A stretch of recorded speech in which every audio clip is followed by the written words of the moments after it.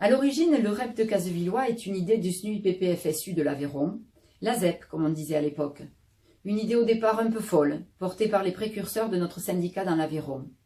Mais une idée qui au final a abouti et permet aujourd'hui encore de donner plus à ceux qui ont moins dans les communes de Decazeville, Firmy, Viviers, Cransac et Aubin, pour mieux répondre aux besoins des élèves qui évoluent dans un tissu économique, social et culturel très délité. Donner plus en premier lieu en diminuant les effectifs, car pour le SNUIPP-FSU, c'est le principal levier pour la réussite des élèves et l'amélioration de nos conditions de travail. C'est pourquoi nous n'avons aucun doute quant à l'efficacité des dédoublements des CP et CE1 en REP. Mais cette mesure non financée fragilise l'équilibre de ces écoles.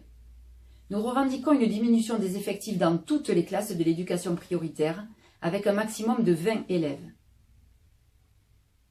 Et justement, de moyens alloués à toutes les classes, il en était question avec les plus de maîtres. Dispositifs de prévention innovants, plébiscités par tous et toutes, mais qui auraient fait les frais des dédoublements.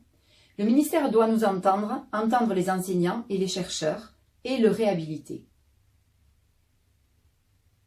Pourtant, aujourd'hui, en repoussant d'un an la redéfinition de la carte de l'éducation prioritaire, en communiquant sur ses doutes quant à son efficacité, c'est un bien mauvais signal que le gouvernement envoie.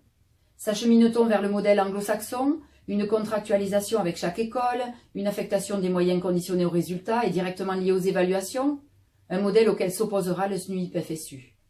Alors, dès le 29 novembre, renforcer notre pouvoir d'agir en faveur du REP.